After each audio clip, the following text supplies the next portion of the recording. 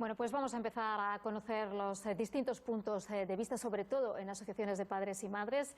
Vamos a empezar con usted, señor Gené, de CEAPA. ¿PIN parental sí, PIN parental no? PIN parental no. ¿Por qué? Bueno, porque creemos que además que parte de cierto desconocimiento de lo que es la escuela y del funcionamiento de la misma, ¿no?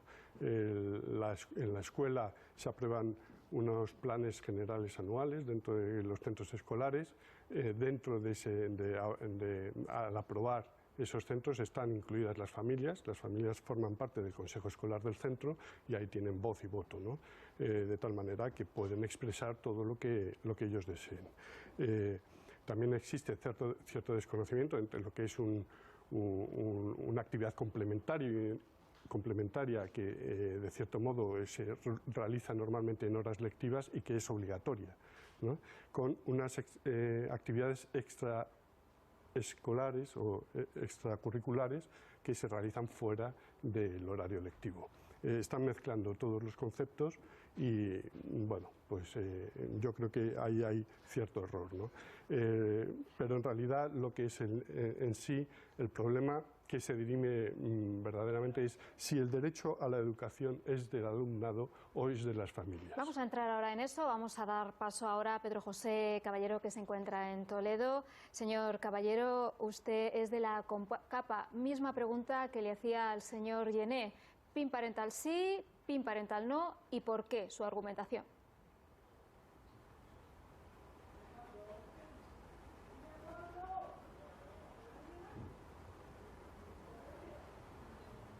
Bueno, pues parece que tenemos problemas con el sonido del señor Caballero. Tan pronto recuperemos ese sonido, por supuesto, seguramente nos está escuchando para que pueda replicar, si lo considera oportuno, al señor Gené. Le cortaba usted cuando nos estaba explicando el artículo de la Constitución que todos hacemos referencia, ese 27.3, en el que se establece que en buena medida pues los padres son los que tienen la última palabra en la educación de los hijos. Por favor, continúe hasta que encontremos. Bueno, no, el artículo no dice exactamente eso. Lo tengo aquí, efectivamente, no dice exactamente eso, lo he dicho un poco a grosso modo. Dice que es obligatoria, ¿no? Una enseñanza una enseñanza obligatoria en ciertas edades, ¿no? En la enseñanza obligatoria, y esa es y luego pues hay una serie de leyes Ya tenemos al señor Caballero. Lo voy a leer el artículo exactamente de la Constitución para que todo el mundo lo tenga y lo interprete cada uno como quiera, aunque esto no debería ser muy interpretable, pero bueno.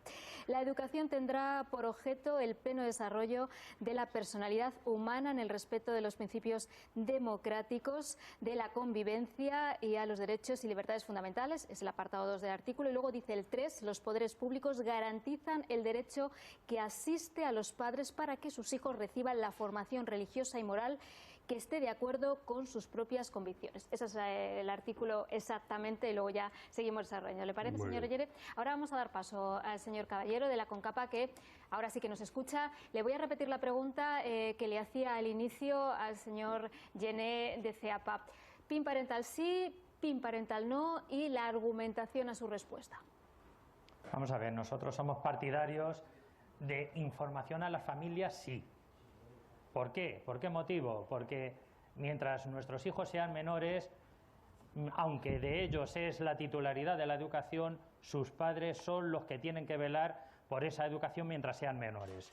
Por lo tanto, tienen que estar informadas las familias para poder ver si todo lo que no entra dentro de la PGA, como bien decía Camilo, que se aprueba en los consejos escolares y que los padres participan y que dan sus vistos buenos o no correspondientes, puedan valorar si todo lo que es extracurricular y complementario entra dentro de sus convicciones de cualquier tipo y que están acorde con la formación y la educación que quieren para sus hijos. Por lo tanto, información a los padres, sí. Bueno, en ese punto estamos completamente de acuerdo, ¿eh? Creemos que necesitamos información y la reclamamos, pero creemos que con unos cauces, los cauces reglamentarios, ¿no? Que se debe realizar en los cauces reglamentarios que existen y debemos participar las familias. Lo que tenemos que hacer es involucrarnos en la comunidad educativa y ahí es donde tendremos más potencia y más presencia, ¿no? Señor Caballero, hablaba... Yo creo que Camilo estamos en la misma en la misma onda, en la misma situación. Creo que podemos trabajar mucho más en lo que nos une que en lo que nos divide, que según creo que pensamos todos, será muchísimo más lo que nos une que lo que nos divide. Vamos a trabajar de verdad por ese consenso, por ese trabajo conjunto y vamos a dejar de estar siempre en una división y en una fractura que no facilita nada la educación de nuestros hijos ni la tranquilidad de las familias. Efectivamente, en eso hay que ponerse manos a la obra. Me lo están poniendo ustedes muy difícil porque pensé, el problema lo tienen entonces los políticos, porque veo que tanto la CEAPA como CONCAPA están de acuerdo. ¿Dónde está el problema entonces? ¿Creen ustedes que se está liando de forma rara por cuestión política, que realmente esto se podría solucionar de otra manera? Bueno, aquí realmente hay un problema político y también hay un problema social. No podemos decir ahora vamos a salir de rositas todos y de acuerdo, ¿no?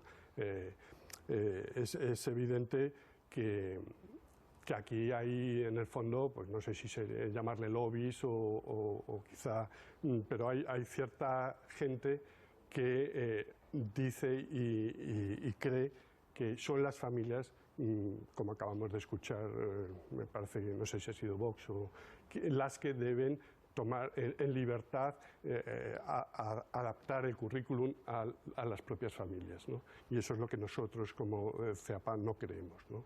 Existen unas leyes que hay que cumplir, en este caso son unas leyes LGTBI, el mismo currículo escolar que debe estar presente y que los docentes tienen la obligación de darlo, ¿no? Entonces, ahí nosotros no tenemos más que defender e incluso agradecer la posición del Gobierno de la Nación de defender la libertad de nuestros niños y nuestras niñas, que tienen que estar educados en libertad, ¿no? Y eso supone atender a la atención a la diversidad, una educación integral y una educación en el respeto y en la crítica. Señor Caballero, puede intervenir cuando quiera.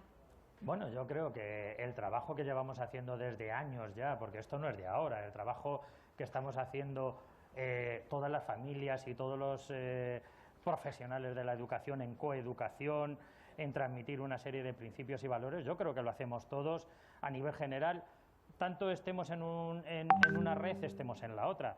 Lo que está claro es que después de las palabras de la señora ministra esta mañana, en donde se cuestiona si nuestros hijos son nuestros o no son nuestros, que yo le garantizo que los míos son míos, yo se lo garantizo, y lo que le preguntaría es si sabe ella de dónde son los suyos, porque claro, yo como padre sí voy a luchar por lo mejor y por la mejor educación para mis hijos, y eso es lo que vamos a defender, desde la libertad de las familias a poder elegir el tipo de educación que quieran para ellos, siempre que la oferta educativa que exista lo permita, evidentemente. Cuando solo hay una posibilidad, pues evidentemente solo hay una.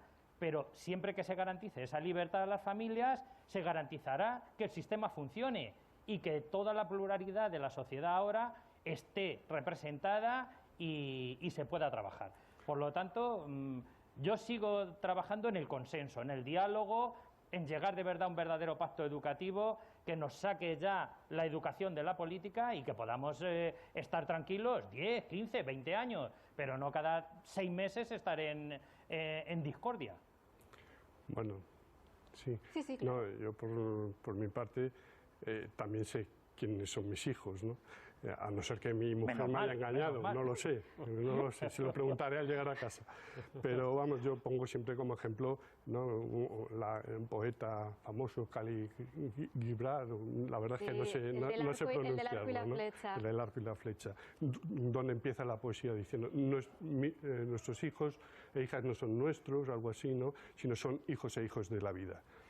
Bueno, pues un poco... Pero ahí habla de que realmente el hijo es como la flecha y los padres son el arco y son los que tienen que lanzarlo bien. Sí, ahí es donde está el matiz. No, el matiz es que está en que son hijos e hijas de la vida, efectivamente. Esa lectura también. Lo que no vamos a permitir es, ¿no? son nuestros hijos, eso es evidente. Pero debemos educarles en la libertad y para la libertad. No podemos cerciorarles, vetarles temas, porque se los van a encontrar en la vida. y lo que tienen que hacerlo es también, se los van a encontrar fuera de la escuela y en la escuela. Luego, en la escuela la escuela no es un mero transmisor, ¿no? de formación, porque para eso podemos dejar la escuela, abandonar la escuela e irnos a YouTube, que es fantástico también, ¿no? En la escuela se deben transmitir valores que son esenciales, unos valores universales que nadie puede discutir y que nadie discute, entiendo. ¿Usted considera que las palabras de la ministra han podido ser desafortunadas o está totalmente de acuerdo? ¿Las suscribe? No, yo las suscribo, es que no veo, simplemente es un apoyo a la escuela. Mire, estamos viendo, para que lo vean también nuestros espectadores, a esas palabras de la ministra, le han contestado ya varios políticos, entre ellos Pablo Casado, que dice lo siguiente: mis hijos son míos, sino del Estado, y lucharé para que este gobierno radical y sectario no imponga a los padres cómo tenemos que educar a nuestros niños. Saquen sus manos de nuestras familias. Sí, es que ahí está confundiendo una educación pública, digamos, una escuela pública con una educación estatal. Efectivamente, nadie está hablando de una educación estatal. Nos regimos con unas leyes que hay que cumplir. El señor Casado, o en las diferentes comunidades autónomas donde también gobierna el PP, se han aprobado unas leyes LGTBI que hay que cumplir, sino que no las hubiesen aprobado. Señor Caballero. Bueno, yo me voy a reafirmar siempre en lo mismo. La educación empieza en la familia, empieza en casa, empieza con los padres y con los hijos en su hogar. El Estado lo que tiene que garantizar es que esa formación, esa transmisión de conocimientos y de los valores universales, como queremos, pues conjuntamente con las familias se desarrollen y se hagan. Pero la educación como tal tiene que partir de las familias. Y en la pluralidad de las familias que tenemos en la actualidad es lo que tenemos que defender. Tenemos que defender esa pluralidad, pero esa pluralidad se defiende sobre todo cuando hay libertad, cuando las familias pueden elegir y cuando no hay un modelo único impuesto, muchas veces de manera casi totalitaria, en una visión única de además aspectos que crean controversia en la sociedad y que lo sabemos. Vamos a apostar por lo que no crea controversia y nos une, vamos a dejar aparte lo que nos puede dividir, vamos a empezar a trabajar y ver si podemos conseguir de verdad el fin último, que es calidad educativa para nuestros hijos. Bueno, nosotros ahí estamos completamente de acuerdo. Lo que no estamos muy de acuerdo es ese modelo único y totalitario. ¿Dónde está? ¿No? Primero a lo mejor pues el que se nos impone, Camilo, el que se nos impone en las escuelas cada 2 por 3 con leyes LGTBI, con ideología de género, cuando no se ve la posición de las familias, cuando no se cuenta con ellas, cuando se quiere poner un modelo único, público y laico. Y ahora mismo no tenemos eso. Sociedad es plural, es plural. Es plural, efectivamente. Pero es que no se nos impone, somos parte de la comunidad educativa. Si queremos, tenemos la posibilidad y la obligación de participar en esa comunidad. Y eso es lo que realmente muchas familias no hacen. No solo no hacen, sino que también desconocen y salen temas como como el PIN parental.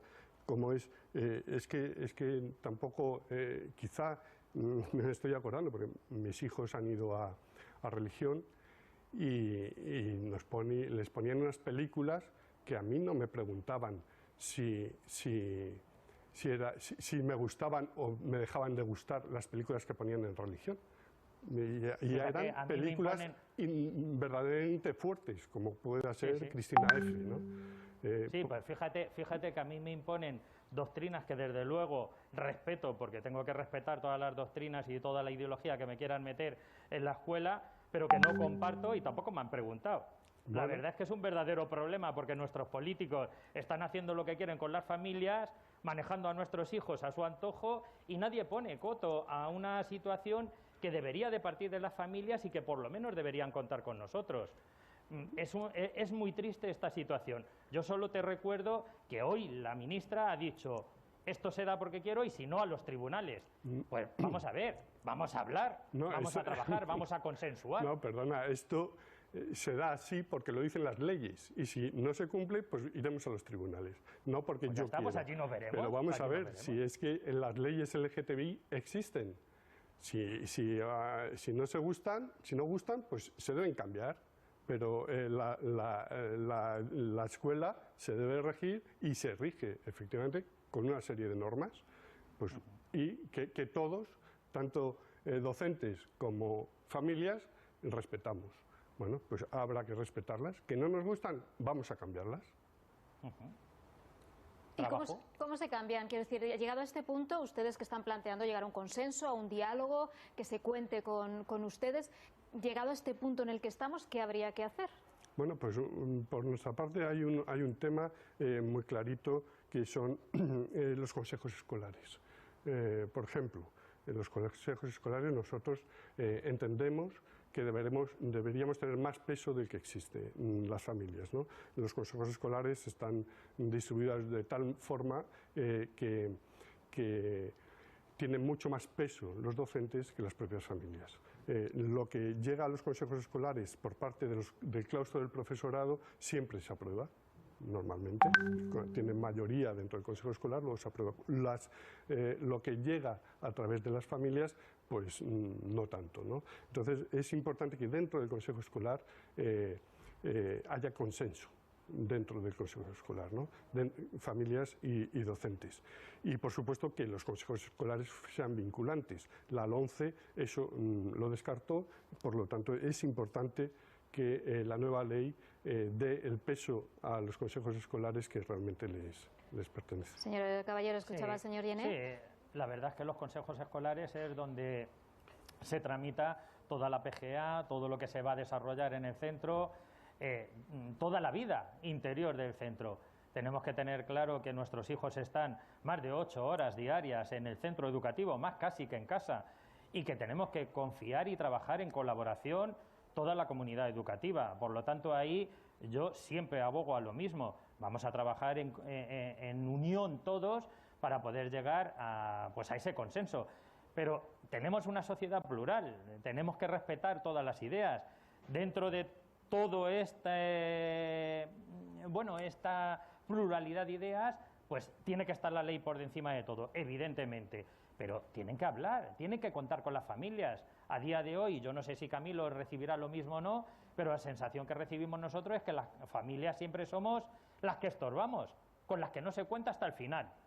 Cuando tenemos mucho que decir, mucho que aportar, y somos los principales educadores de nuestros hijos, los que tenemos que estar desde el principio defendiendo esa libre educación que deben de recibir. Sí, en ese punto estamos de acuerdo, lo he planteado como ¿Consideráis que las escolar. familias realmente no tienen el peso que deben de tener ahora en las decisiones que se toman en determinadas materias? Evidentemente hay unas troncales, unas matemáticas, lengua, pero en temas más sensibles... No, en todo lo que es la PGA, en todo el plan general anual, independientemente de que sea... ¿no? Cualquier tipo de materia. Nosotros es que precisamente si nos vamos a eso, vamos a decir qué materias sí y qué materias no, y ya entramos en otro debate, ¿no? Entonces, pero lo que sí que me da mucha rabia es el uso de la palabra libertad, ¿no? Que se la quieran adoptar ciertos organismos, ¿no? O ciertos partidos políticos, cuando la palabra libertad la deseamos todos, sean de izquierda o sean de derecha. Eso es una cosa que pasa mucho en nuestro país con determinados símbolos, ¿no? Pero esto es importante porque si no educamos en libertad, no estamos educando en una educación integral, en valores, sentido crítico, respeto, etc. Se nos acaba el tiempo. Quiero dar el último turno de palabra al señor Caballero. Pues mira, desde aquí yo le voy a lanzar una propuesta a la señora ministra, y es que abandere desde hoy mismo ya, para que esta crispación se acabe o no, el trabajar por un verdadero pacto educativo. Creo que lo necesitamos, creo que hoy se ha demostrado, como otros días se demostrará, que es necesario, que es imprescindible, y que tenemos que llegar a un acuerdo donde podamos todos convivir, todos trabajar, y que nuestros hijos no estén siempre en el punto de mira político y que no puedan hacer absolutamente nada porque siempre están bajo un paraguas que no les deja pensar en libertad, trabajar en libertad y educarse en libertad. Muchísimas gracias, Pedro José Caballero, presidente nacional de la CONCAPA. Muchísimas gracias. Señor Camilo Llené, CEAPA, muy breve si quiere ya, sin entrar en debate. No, sin entrar en debate, que animar al nuevo Gobierno de la Nación a que derogue la LOMCE de una vez por todas, saque la nueva ley educativa y con el máximo consenso posible. Pues muchísimas gracias.